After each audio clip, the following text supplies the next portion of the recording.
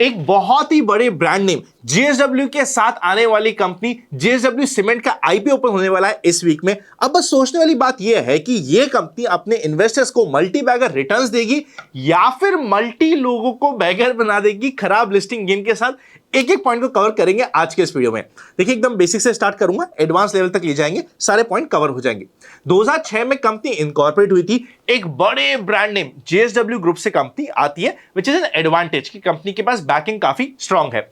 India की top 3 fastest growing company में से एक है अपने सेगमेंट में in respect of increase grinding capacity and sales volume financial year 2015 से लेके 2025 के बीच में। मतलब इस पर्टिकुलर समय पे one of the fastest growing company में से एक है ये इंडिया की। इनके आज के दिन अगर हम यूनिट्स की बात करें, ऑपरेशंस की बात करें, स्पेसिफिकली प्लांट्स की बात करें, तो सबसे पहले लोकेट हुआ था आंध्र प्रदेश में, फिर कर्नाटका, तमिलनाडु, महाराष्ट्र, वेस्ट बंगाल, उड़ीसा और अब राजस्थान में भी एक्सपैंड हो रहा है। यहां पे इनका राजस्थान में एक्सपेक्टेड है नागौर में भी इनके प्लांट आने की, जिसके बाद से bottom line and top line की बेटर होने की एक्सपेक्टेशंस कंपनी बोल रही है। आईपीओ ओपन होने वाला है इस वीक 7 अगस्त को और क्लोज हो जाएगा 11 अगस्त को। 12 को टेंटेटिव अलॉटमेंट की डेट है। 13 को या तो आपको अपना पैसा रिफंड मिल जाएगा जैसे मेजॉरिटी लोगों को मिलता है, या फिर अगर आप लकी हुए तो आपको शेयर्स क्रेडिट हो सकते हैं अगर आपको इस आईपीओ में इंटरेस्ट हो और आपने अप्लाई किया तो। 14 अगस्त है टेंटेटिव लिस्टिंग की डेट। 3600 करोड़ का आईपीओ का साइज है, बड़ी साइज है। 1600 करोड़ से fresh issue and balance 2000 crore होने वाला है ऑफर फॉर सेल। 139 से लेके 147 का प्राइस बैंड है। रिटेल कैटेगरी में कट ऑफ प्राइस और एचएनआई कैटेगरी में 147 के प्राइस को टाइप करना पड़ेगा। छोटी प्राइस का आईपीओ है which is an edit advantage, पर बड़ी साइज का आईपीओ है which is a negative point कि यार बहुत बड़ा आईपीओ है, काफी सारे लोग अप्लाई करने के बाद भी ये बहुत ज्यादा ओवर सब्सक्राइब हो जाएगा, हमें नहीं पता। मतलब ओवर सब्सक्राइब होने की एक्सपेक्टेशंस आज के दिन बनी हुई है, पर बहुत ज्यादा ओवर सब्सक्राइब होने के लिए इसको बड़ा अलॉटमेंट चाहिए। फॉर एग्जांपल रिटेल कैटेगरी में इसको वन टाइम सब्सक्राइब होने के लिए 8,40,336 एप्लीकेशंस चाहिए। एचएनआई स्मॉल कैटेगरी में 8,575 एप्लीकेशन और एचएनआई बिग कैटेगरी में 17,150 एप्लीकेशंस चाहिए। तो कंपनी की वैल्यूएशंस में दम होना इंपॉर्टेंट है। हम अगर रिजर्वेशंस की बात करें तो क्यूआईबी के लिए 50%, रिटेल के लिए 35% और एचएनआई के लिए 15% का कोटा होने वाला है। अब फाइनेंशियल्स पे नजर डालते हैं। रेवेन्यू 2025 वर्सेस 2024 में कंपेयर करेंगे तो 3% का डिक्रीज हुआ है and profit after tax majorly 364% decrease होते होते जो हमें 2024 में 62 करोड़ का प्रॉफिट था वो 163 करोड़ का लॉस में कन्वर्ट हो गया। बोरिंग कंपनी की ज्यादा है, 6000 करोड़ के ऊपर की बोरिंग है। डेट टू इक्विटी रेशियो लगभग 1 के आसपास है, पर बोरिंग का फिगर बड़ा है। अगर हम ऑब्जेक्ट ऑफ इशू की बात करेंगे तो पहला ऑब्जेक्टिव ही कंपनी का यह है कि कंपनी अपने जो स्टेब्लिशिंग करना चाहती है नए यूनिट्स के, उसको खुद फाइनेंस करने की कोशिश करेगी 800 करोड़ से। 520 करोड़ से प्रीपेमेंट करेगी लोन्स का, बिकॉज लोन्स का अमाउंट बड़ा है, यह हमें पता होना चाहिए।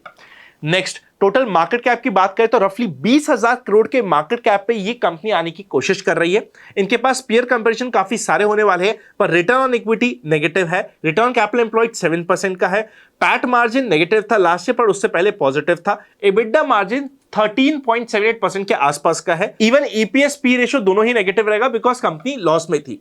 तो होता क्या है, देखो जब एक साल लॉस का हो जाता है तो सपोज करते हैं जेएसडब्ल्यू का नॉर्मली आईपीओ आता तो जितना मेरे में एक्साइटमेंट रहता वो थोड़ा सा आपको कमी दिख रही होगी, जस्ट बिकॉज कंपनी ने लॉस किया है। और लॉस मेकिंग कंपनी में कंपनी बोल रही है कि यार नागौर में हमारा प्लांट आएगा, उसके बाद टर्न अराउंड हो जाएगा, हमारे फिगर्स बेटर होंगे और हम इंप्रूव कर रहे हैं, पर क्या कर पाएंगे नहीं कर पाएंगे, क्वेश्चन मार्क है।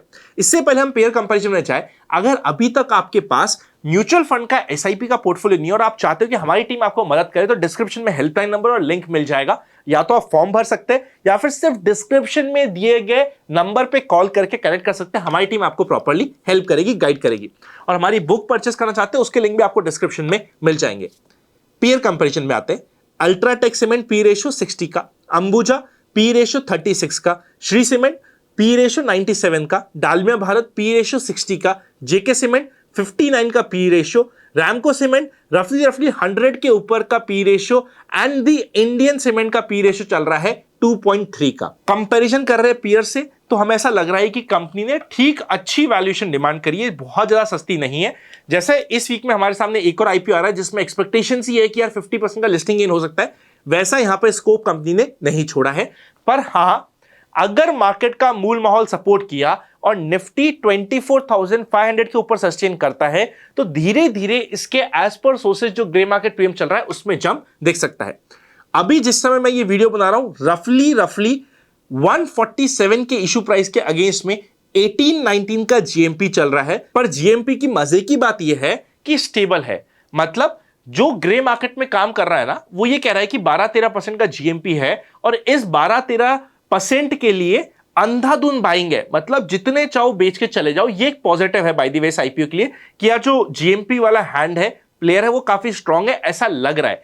कुछ चेंज होता है बिकॉज अगले 2 दिन काफी इंपॉर्टेंट होंगे, तो जो हमारा open for all free Telegram channel है मैं वहां पे अपडेट कर दूंगा। डिस्क्रिप्शन में लिंक दिया हुआ है, फ्रॉड चैनल से बच के रहिएगा।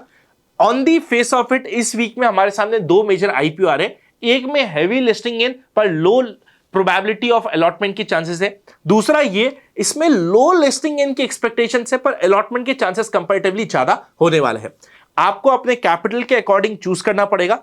एंकर बुक पहले आईपीओ की ऑलरेडी आ चुकी है, इसकी एंकर बुक आते ही मैं फ्री टेलीग्राम चैनल पे आप सभी के लिए अपडेट कर दूंगा। Happy learning and I will see you very soon.